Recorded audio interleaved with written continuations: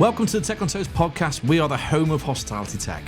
Whether you're an operator wanting to untangle your tech or a technology provider wanting to join our community, we are the largest hospitality tech growth platform on the planet. The Tech on Toast podcast is brought to you today by Lightspeed. Lightspeed is the EPOS and payments platform that will help you scale your business at the speed of light. Trusted by over 170,000 businesses worldwide, including Big Mama, Mildred's, Mallow, and Cubit House. Lightspeed seamlessly connects to an ecosystem of integrated solutions such as OpenTable, Xero, Muse, and many more.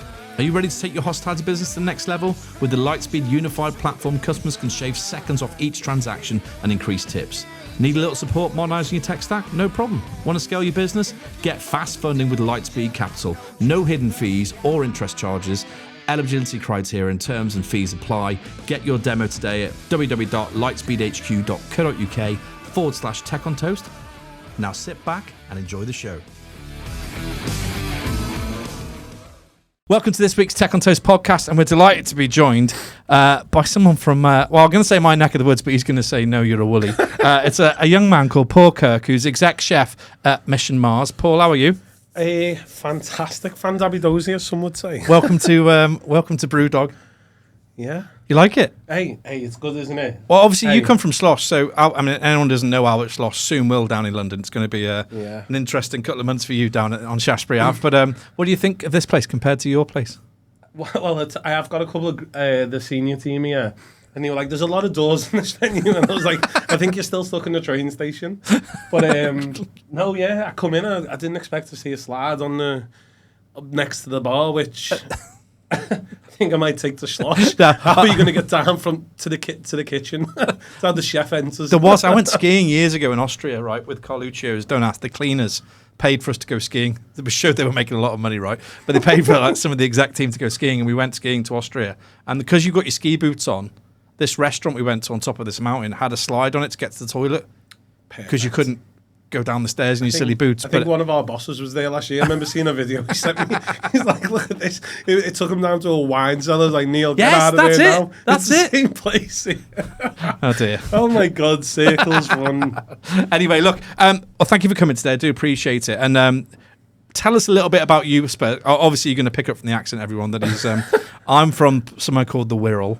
Where are you from, my friend? I'm from Liverpool. I don't know if you can get subtitles on podcasts. Yeah, don't worry. Can you get someone doing sign language on the Normally, I just edit them myself, but this week I brought in a specialist just to help. Yeah, fair enough. There's a Scouser in the corner taking notes right now. Which bit are you from? I'm from Kirby originally. Some people who would say it's not very Liverpool, but no, it was. Put it this way. In the 80s, it was the most poverty-stricken suburb in the UK. Oh, wow. That's a claim. So that's where I'm from, and I've come a long way. We have today. You've come all the way to London. Yeah, look, I mean, tell us a little bit about your career. Then obviously now you're exec chef at Mission Mars, which has some fantastic brands. We'll get into that in a minute. Yeah. But what about you? How did you end up in the kitchen? Or is that relate back to the poverty in Kirby? Yeah, it's the only way I got fed. But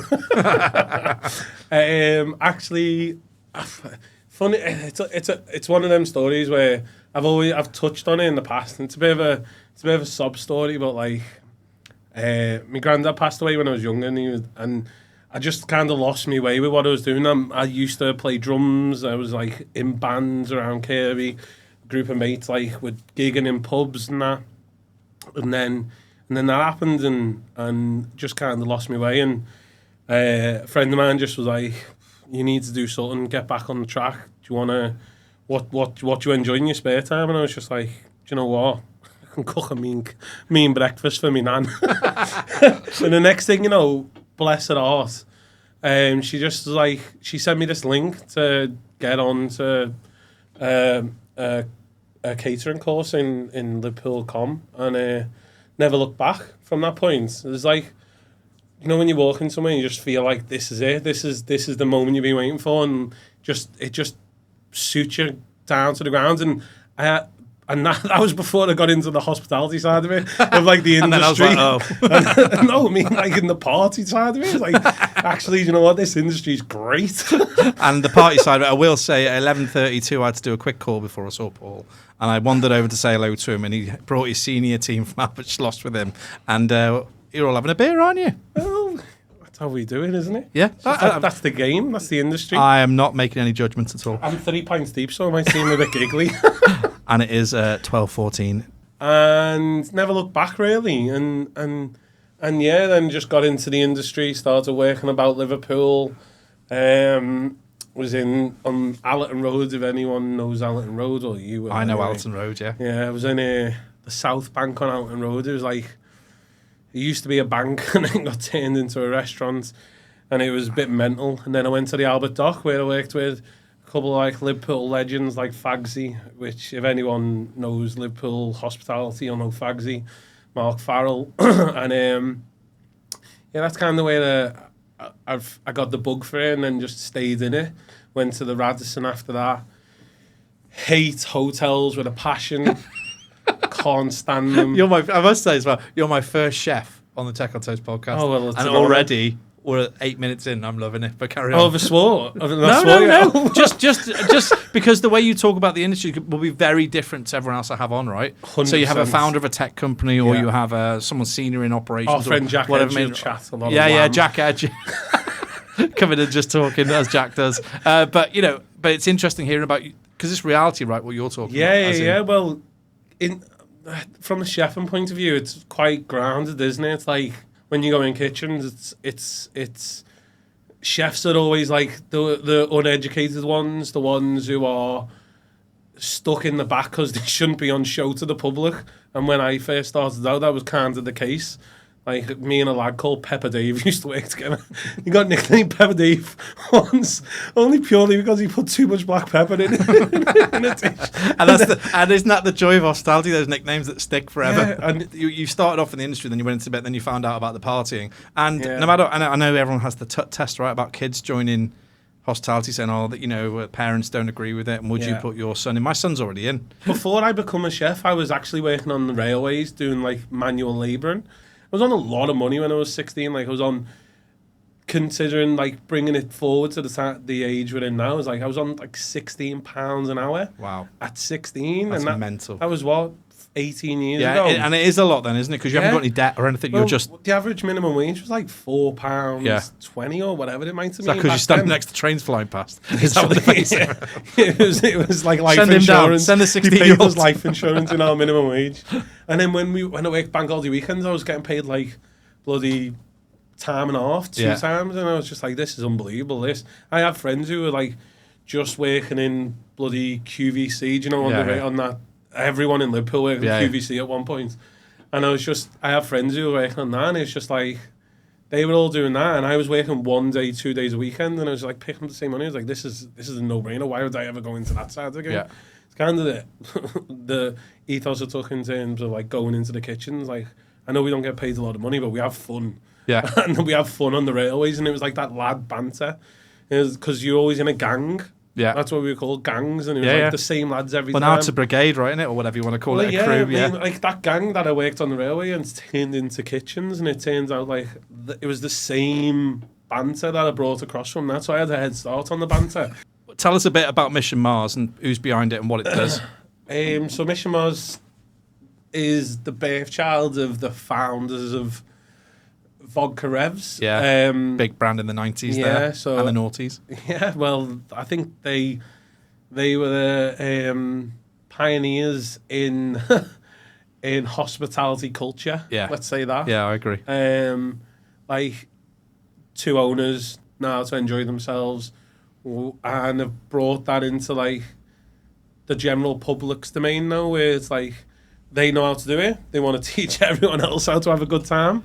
So Yeah. Mission Mars have a few brands, right? Yeah, so we look after Rudy's, Neapolitan Pizzas, and we've obviously got Albert Schloss, and then we also have two separate brands, which is Albert Schenker, which is like our baby sister to Schloss, and then we've got Albert Hall, which is live music venue in Manchester, which is directly above Albert Schloss, which is kind of where the name began. Yeah. It was like Albert Hall was already a thing when we got that building, and then the name sort of developed from there. The building, if you've ever seen it, is a gorgeous, gorgeous building. That venue, right, is one... I remember I didn't really know about Albert... I'm from down the road originally, but I hadn't been back home for And over ages. the water. Thanks, mate. For a long time, and I hadn't been back there for ages. And I remember going out for an event or something. We went for a beer there, and someone said to me, one of the staff behind the bar said to me, "Oh, you never come here for a beer."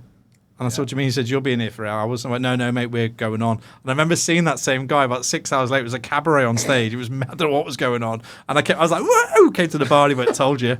I was just like, it is a mad venue. And I know they're replicating it in Liverpool as well. Yeah. And now down here. Well, Liverpool and Birmingham. So, like, Birmingham has gone on strength to strength in terms of, like, awards. I don't think we can. Birmingham's picked up every Midlands award you can think of in terms of venues and places to be. It's like the number one spot. Liverpool's brand new into the scene, and It's it's on continuing. Bold Street in Liverpool. Yeah, it's continuing to go on strength to strength, and no doubt we'll pick up a couple of awards in Liverpool for the local food and hospitality awards. And then what does Shaftesbury Ave look like then? Obviously, you've got... You're in the middle of doing the opening now, right? No, we're pre-opening. We're in the middle of the recruitment season, so we are every Tuesdays and Thursdays. I don't know when this comes out, but hopefully some people will listen to it and be like, actually, do you know what? I might want to go work for this place. Every Tuesdays and Thursdays in May, we are recruiting. We're doing recruitment sessions. Ads are live on our website. We're taking all positions from KP up to hosts, and we're aiming for a very large team for the kitchen. For example, I'm after at least 30 plus members of staff. It's a big operation, right? Big operation, yeah. And you said, what, 200 staff for the venue, probably? Ish? Maybe. Listen, we think this venue's going to go, like, through the roof compared to what anything we've ever done before. And it's the old Rainforest Cafe site, right? That's right, yeah. It's a cracking... I mean, that's a legendary location. You couldn't even pick a better spot, even if you tried to drop a pin on the centre of London. Yeah, it'd be it's mental. Yeah. And I know my very good friend opened the Hard Rock in Piccadilly opposite where you're opening about 4 years ago, just 2009, before the pandemic, and it was mental. Anyone who hasn't been there, you need to check it. Obviously, you're going to find it once it opens. It's going to be all over the social. You won't be able to avoid it, I think, once you know. No. I think getting in might be the problem, right? On tech, what do you... Because you use stock taking, right? You use some kind of... you use a stock... You don't have to tell me who you use. I'm not going to plug them. I'm not getting paid to plug. And what about all the other stuff? What about... So do you use it much for... Are you using it to develop teams in terms of learning and recipes? So yeah, we do a lot of e-learning, but, like, technology is such a funny thing. Is like... For chefs, sometimes we feel the industry seems very archaic in terms of, like, we like ticket. We just like to have things printed on this, and that's all we do. And there's a book with recipes in, and it's just everything's just like laid out in front of them, and it's all still made from paper. It's like, that's kind of like the industry still. And I couldn't see it changing. When I was leaving, even though obviously stocks changed, I seen a guy. There's a product called Peckish, right? And he's very new. He's very new to market, and basically take your phone, go in the storeroom, you scan it, and then it counts it. Camera? Yeah. Wow, it's too bad. Imagine that, mate. Imagine that. 2 a.m, no more stock cuts, straight in, boom, and done. you just walk around with your camera, and it tells you what you need. He has 600 different types of egg pictures stored in its memory. So if you've got a different type of package... but what's the purpose of it? Is it to tell you what you need to order? No, it counts it. It counts your stock. Shut up. No, I'm genuinely, mate. He told me I did this thing called a road test. What type of black magic is this? I'm going to let you meet him. I mean, literally, it blew my mind. And I was just thinking, because the point of tech is to take away inefficiency, right? Like anything, like when you look at a kitchen, you're always looking at the flow, aren't you? Saying, where can we save some time here, money as well. And I think that's tech's job, right, to do that if it can. But that thing, I was like, stock taking is horrific. I hate it. Oh, God, I can't even tell you. Every Monday morning, I just want to punch myself in the face repeatedly. How the bloody hell does it work out an egg tray It's all AI, mate. Being 6 in front and then, like, 6 behind? Like, is it just because it knows what an egg tray is? It's 6 by 6? I think you map... I mean, let's not get into it. I think you map your shelves with it when you set it up. So you map how many shelves you got, how deep they are. Obviously, this will all make sure your chefs are still putting the stuff back in the right place and all that kind of stuff. But for a dry store, for instance, which is pretty organised normally, where you've got everything laid out and it's labelled, right? This thing just scans it and then says, here, Kirk, all done for you. 7 seconds. Yeah, no. That's called Peckish. Peckish, yeah. And that's That's my way. I don't count stock anymore. But do you know what I mean? But that's a big deal, isn't it? Yeah. Those kind of things are real wins, right? If it works, obviously. I'll test it. Yeah. Well, I'll tell you. Peckish, you can hear me. Yeah, I'll test it for you.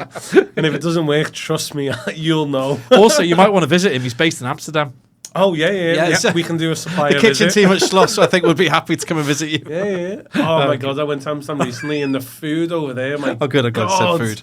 I was with my wife. All right, okay. We went for their 40th birthday, and oh, my God, the food in Amsterdam is so underrated. Them, like, little stalls where you get the bitterballen. Yeah. And you had them and then, like, eating them, and it's like, actually, do you know what? There's so much more out there. I've had the best burger in my life in Amsterdam. I swear to God. It was a place called Majard. Talk about it enough. Every person that's gone since I went last June, and every person that's gone since then I've told, go to this place, and I've had is messages back saying, this burger is phenomenal. It's like a smash patty, but it's not like you're eating meat on the bun. It's just like you're eating a piece of bread that's flavoured like meat. Wow. Because the patty's so thin, and just it's got like the right amount of texture on it where it's like, oh my God, I can't talk You're about making me it. hungry. I know we'll time stand together when Peckish take us across. So that's one thing. What about what do you do in terms of teaching them? So do you hold all your recipes? Is it still on paper then? No. We use a system called Pure Wizard. I know Pure Wizard. Yeah, I think a lot of people do. I've worked with F&B shop in the past. F&B shop's great in terms of... Is that fourth? Yeah, in terms of like landing, in terms of foundation, like in terms of like just building the proper structure you need in terms of understanding where your stock is, but PW just like adds the extra layer on top of that foundation of spec visual aspects, because chefs aren't great with words and taking basic instructions, but when you've got visual aspects alongside visual's huge, isn't it? For like, yeah. And also I find kitchens end up with full of like people from all walks of life, ADHD. right? No, genuinely. My youngest is autistic. I talk about him every week on this bloody podcast, and but he will, there's a high chance that he might wander in one of those things one day and find his place because of the nature of the repetitive stuff you do, and also like just the buzz in the air, the environment, the it's hard to explain really, but I know what you're trying to say, and I can't put that into words of what it is that makes it the right place for... I think there's an acceptance, isn't there? I think when you work in... Because you used the word a gang before from the train days, and I think in the kitchen it's like a brigade, a crew, whatever, and it's very rarely do they fall out. Yeah. They might in a shift go, give me my plate now, right? Serve that up now. Why are you going so slow? But very rarely have I ever seen chefs go at each other after work or outside of work. No, 100%. It's like this mad respect thing where, and I always talk about the Vietnam theory. You don't know, man. You weren't there. Like about kitchens that they just there's a camaraderie and a respect 100%. Thing that doesn't happen in other parts of the business. And the loyalty's longer, right? Do you think people tend to hang around longer in your kitchen than they do on the floor? I found that in my career. Yeah. Like, I don't know if it's because I just I've got this old school mentality of like work is work and you forget about work when you leave work and you have a beer afterwards and you don't even mention what's happened in work. You just think you're shit at pool, I'll beat you at pool, let's go. You're buying the rounds if I win. Like, know what I mean? Like that's kind of like the mentality I have is work's work, and it's odd nowadays. People won't let things lie. Yeah, like you can't say one thing without somebody.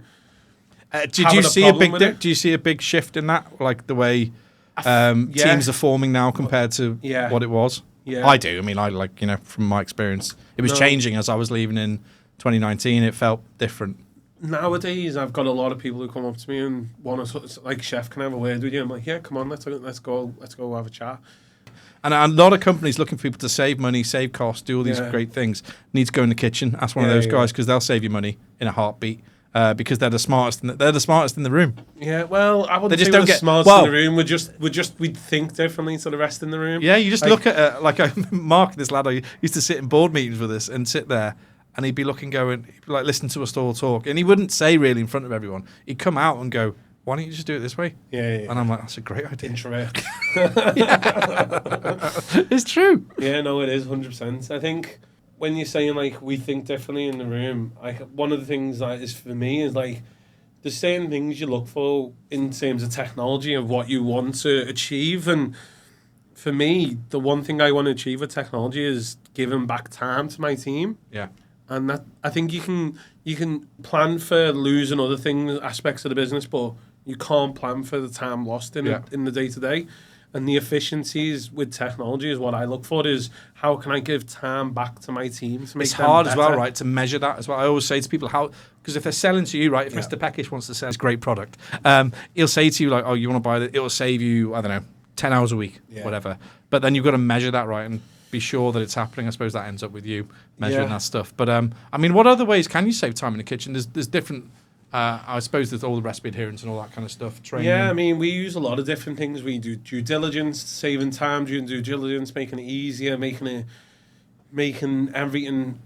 How do you do temp checks then? Is that all done through? All digitally, yeah. So we use an online platform that just does it. So rather than go around writing it in, you can just walk around on your phone, input it, and the data's there. Then it's never lost. Yeah.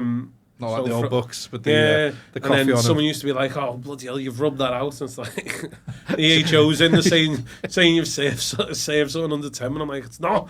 It's just me scribbled writing."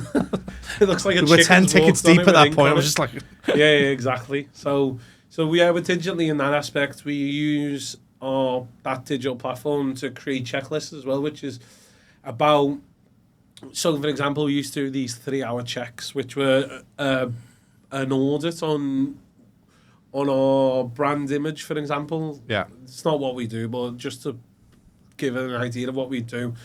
And we changed them to 20-minute audits that we'd spread over 5 days, which would be like, right, you know what, you're going to focus on that area today. Yeah. Rather than waste 3 hours in one day and then you look at it. And also, when you're doing by that, day 3, it's changed. It's like, there's no point in doing that 3-hour audit if by day 3 it's gone. Yeah. And we used to do that. Like, we used to, it's called a QA, I think it was, we used to call it. We used to do a QA, and like we'd spend in Colucci's, we used to do it. And by the time you got to page 27, you were kind of over it. And page 1 to 5 are pretty good normally. And also, you've lost interest by the time day 2 comes around and it's changed. Day 3 means it's never existed. Day 4 is like, what, do we have to start again?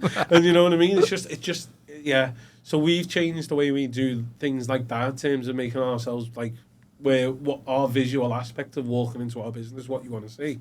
We've turned that into like 20-minute audits throughout 5 days a week. So then by the weekend, we know every aspect of our business is covered. Yeah. And it's kind of like rotated and refreshed and keeps it relevant. And yeah, so like if you come in on a Friday, it's the same as if you come in on a Monday. Yeah, and so I think those kind of... And there's a lot of things you can't replace, right, with tech. Like the camaraderie and all that kind of stuff. You're never going to... 100%. And like, obviously... written some notes before I come here about what I was going to talk to, because tech's such a tricky subject for us chefs. Is so the camaraderie, that the way we talk, the way we handle ourselves. We use screens in our kitchens in terms of how we manage tickets. Oh, so you got a KDS? Yeah, we use QSR. So, right, okay. Yeah, so we use QSR in terms of like our tickets. Some businesses use QSR. If anyone doesn't know QSR, it's like a screen system which just pulls up the tickets and item by item, so goes to the chef's. So it's split onto each section. Yeah, so we have we have 5 screens in our kitchens. One's an expediter, and then there's 4 section screens, and each screen only sees the items they need to be seen, just to drive simplicity. Yeah, and efficiency as well, right? They're not crossing like what over. we said with tickets earlier. It's like it's too much information on one tiny bit of slip. Like, remember that back in the day? Yeah. 27 of these, 42 of these. Well, imagine it now, where you've got this ticket on your screen, you've got 47 of these, 10 of these, and then there's 12 allergens, 1 dietary requirement. Oh my God. 1, you know what I mean? And then there's like, oh yeah, but I don't like mushrooms as well. It's like, there's too much information on that. And especially when it's not relevant to your section. So imagine like... It's distracting, isn't it? You're on a fish section, and the grill section comes on, it's like 12 burgers with 4 of them with a gluten allergen. You're like, I don't need to know that information. I'm having a great day. Give that to him. It's not relevant for my section. I'm sound. This feels like a you problem. You're in the weeds. Hence the banter. Okay, And it's like, we've done that. So to just simplify our chefs' lives. Yeah. And the thing behind it is some companies still do this. Some companies have took it a step further, where they take the tickets and then the time, how long it takes to make certain things, and then Yeah. if it comes on the screen when it's relevant to be cooked. Yeah. And for me, that's too much. Like a fire away, they've got like a fire away, like a timer, haven't they? When you should no, be this firing. is different. This is like, say like a ticket comes on your screen for starters and you've got mushroom fritty on the screen and it takes 8 minutes to cook. And then you've got a calamari on the screen which takes 6 minutes to cook. You only see that mushroom fritty for 2 minutes and then the calamari will hit the screen because that's how long it takes to be cooked. So for me, it's taken the... Can't imagine that's harder for you to adapt to than anybody else, probably. I couldn't do but it. Do the young? I'm interested. Do the younger lads coming in then? Do they kind of like, oh yeah, that makes sense? I don't know. I don't take the chance on it. I'm like, that does not work for me. No, but even with the screens, because obviously I was just used to tickets. People are scared when you come in. And are they?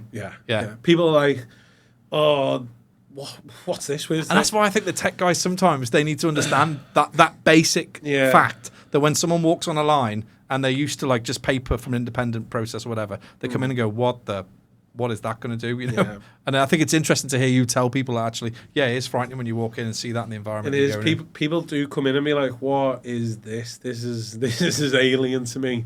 I don't know what's going on. And then you just go, do you know what? Welcome to the new way of thinking. This is your new life. This is how we work. And the thing with them screens is, people think it takes the practice away from communication, but it doesn't. If anything, it emphasises it. So the tickets come on and they've got the items, the times, and it runs up rather than runs down. Say like it should be up on this time. It runs up so then we can communicate. Because if it runs down, then no one's communicating. They're just waiting to count down. Yeah, they're just knocking off. Yeah, just doing it until the time runs up to 0, and then it's like that's meant to be efficient, but we're taking away the human aspect of talking to each other. And which is why kitchens are such great places, right? Exactly. Because some of the best teams are formed in those places. Yes, and with them, I'm like, the point of it is that you've still got to have a fundamental communication going on where it's like, you know what, I need table 7, for example, this is how I make my team talk. I need table 7 on 8, which means table 7 needs to be on 8 minutes. And then 2 minutes before that comes up, it's like, right, we still going table 7 on 8? Yeah, no problem. Everyone works that time. And if you're running over, you go, no, I need this.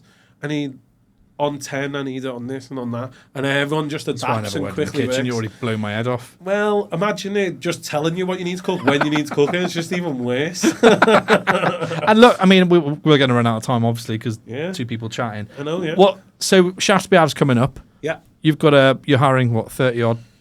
Yeah. Scousers. I wish. Imagine that in London. That'd be so good. It'd be the best kitchen in London. It's so good. What are you looking forward to most about? Because obviously you've just done. Liverpool's not that old, right? How long? No, it's only 18 months. Yeah, so it's still relatively a baby. Yeah. It's got the disco toilet in. If you haven't seen the disco toilet in Albert Schloss in Liverpool, insane. Are you doing a disco? Everywhere now. Have you got one in London? We will have, yeah. Yeah. Very cool. Yeah, girls only. Whatever. Girls toilet. Well, yeah. Well, you can go in. Yeah, we'll have a look. It's 2024, mate. And what are you looking forward to most about opening it? Or getting it open? Or is that what you're looking forward to, just getting it open? Mate. Just being in the weeds is what I enjoy. Really? You're a proper chef. Yeah. The guys I've actually hired are just very similar mindset to me. It's just like... Yeah, they seem cool. Yeah, we just wanna be busy and enjoy it. And we've got a launch party on the 4th of July. Should be open to the public the 5th of July. Invite, please. Well, you need ask. I'll be there. Do you know what? We've nearly finished and we haven't even spoken about Liverpool. You've just ruined it. I was just getting to it. And before I let you go, we need to talk about a really depressing... A review of the season. Part, a review of the season. So we're just changing tech on toast to Liverpool on toast. Yeah, well, we are on toast at the moment. But obviously, our shared best mate, Jurgen Klopp. Yeah. Do you know I met him a couple of weeks ago? Yeah, I saw on your Insta. Yeah. Very cool. Did you? Yeah. I know I sent you a picture. You sent me something, yeah. I was told by the Jurgen's PA that I was not allowed to put it on Instagram. What? So I was like, he's like, I will find you. I was like, I'm not taking that chance. I have a specific set of skills. Yeah. I was like, oh, God, no, thank you. So what do you think's going to be? What do you think next season's going to happen? Arnie Slot's coming in, isn't he? So like Klopp likes him, which is good enough for me. He's going to say the right thing anyway, isn't he? Yeah, I think so. I've got a lot of time for whoever Klopp thinks is right. Yeah, I think The for only people thing who I'm listen to worried this about is regularly, you have to Nunes now. understand this is a big deal for us. Right, if people want to get hold of you, and like genuinely, actually, if people want to get hold of you, if we get this out on time, looking for work or or yeah, podcast yeah, more podcast. If anyone wants to rent his voice for the next advert, If you want this band, get on me. how do they get hold of you? What Be do you want me careful to do? now. Do you want me to put Be me careful. Instagram or just work? No, you can say LinkedIn or whatever. Where do you live? I don't do LinkedIn. Chefs don't do LinkedIn, do they? No, it's just too posh for me.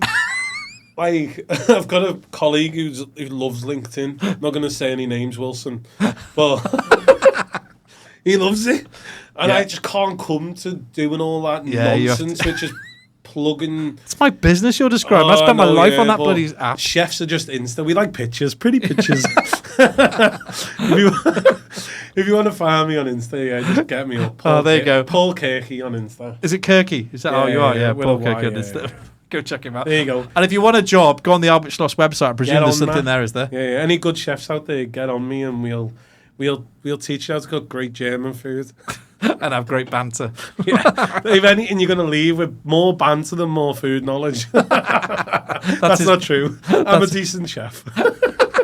Look, thank you, mate. What are you doing now? What's the plan? I mean, I've got to go to a recruitment session in 6 minutes. So where? Here? In Leicester Square. So it's only 2 minutes on the tube. Yeah, I'm not sure it's 2. They'll start without me. It'll be fine. Right, okay. Yeah. Thanks very much, mate. No worries, We'll see you all next week. Appreciate it. Cheers. Thanks.